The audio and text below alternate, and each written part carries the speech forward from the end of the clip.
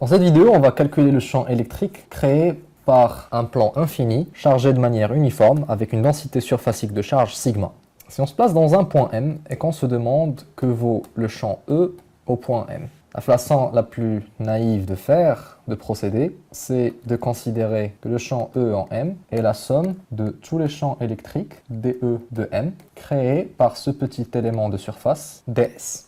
Dans ce cas-là, la loi de Coulomb nous dit que ce champ ne vaut rien d'autre que QdS sur 4 pi epsilon 0. Si on nomme ce point courant P, Pm sur la norme de Pm.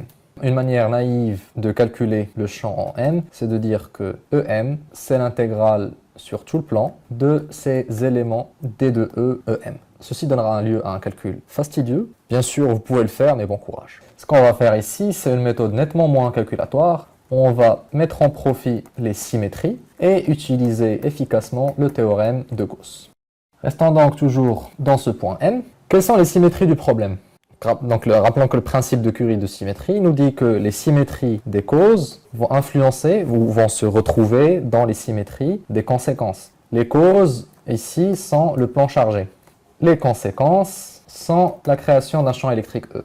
Alors, ces conséquences-là, c'est-à-dire le plan, il a comme plan de symétrie, par exemple, tout plan contenant M est perpendiculaire à la surface chargée. Ce plan est un plan symétrie des causes. Le vecteur champ magnétique en M va donc être inclus dans ce plan-là. Nommer les plans, donc la surface chargée, on la nomme S. Le plan orthogonal, on l'appelle S orthogonal. Donc E appartient à S orthogonal. Donc pas la peine d'aller chercher une composante, par exemple, verticale au champ E, parce qu'elle n'existe pas. Le champ E doit être symétrique par rapport à ce plan. S'il avait une composante orthogonale à ce plan, comme il est symétrique par rapport à ce plan, il aurait une composante inverse et les deux vont s'annuler. C'est tout l'intérêt des symétries. Un autre plan de symétrie de la surface chargée S est tout plan orthogonal à S et à S delta. C'est-à-dire c'est le plan contenant cette droite et en même temps orthogonal à S perpendiculaire. Ainsi, par symétrie encore, le champ électrique en M est condamné à se trouver dans cette droite. Donc on sait très bien maintenant que le champ en M va être porté par cette direction.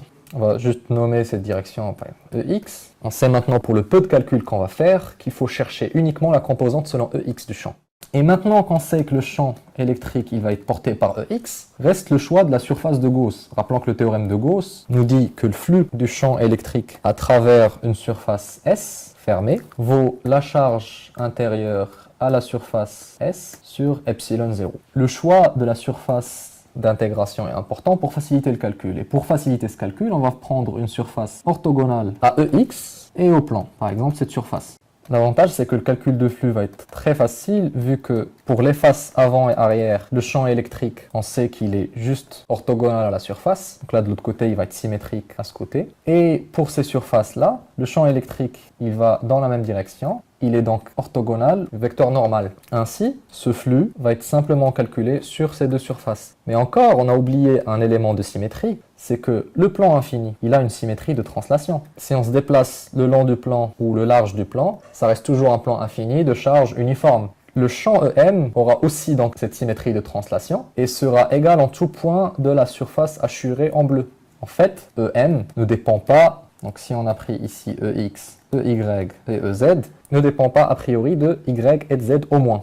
Il dépend a priori que de X et il est porté par EX, ce qui nous arrange encore plus dans les calculs. Et comme à la surface hachurée, X est constant, X étant l'axe sortant de la surface chargée, ce calcul se réduit à dire que c'est la valeur de X fois la surface hachurée, et ce deux fois, puisque on aura la même valeur ici par symétrie, là encore. Donc 2EX fois l'aire hachuré égale à la charge intérieure à toute la surface définie en rouge. Et la charge bloquée par cette surface en rouge, c'est seulement l'intersection du parallélépipède rouge avec le plan chargé qui donne la troisième surface hachurée en bleu, qui vaut encore A hachuré fois la densité surfacique de charge, le tout sur epsilon 0. On a un A hachuré qui se simplifie, et que donc EX vaut simplement sigma sur 2 epsilon 0, et ce qui nous donne donc un champ en M ne dépendant que de sigma et de epsilon 0 est toujours porté par X, c'est-à-dire que le champ électrostatique créé par un plan infini est uniforme, il ne dépend d'aucune variable, ni de X, ni de Y, ni de Z, et est toujours porté par le vecteur normal à la surface qui le crée. Bien sûr, ceci est un modèle, et on voit dans une vidéo suggérée comment ce modèle peut représenter la réalité dans le cas par exemple d'un électron minuscule devant une plaque chargée de l'ordre de quelques centimètres. Donc pour finir, on aura donc calculé le champ électrostatique créé par un plan infini. En réduisant au minimum les calculs, on a fait presque aucune intégrale compliquée. On n'a pas fait l'intégration suggérée au tout début où il fallait prendre cet élément de charge et intégrer sur tout le plan.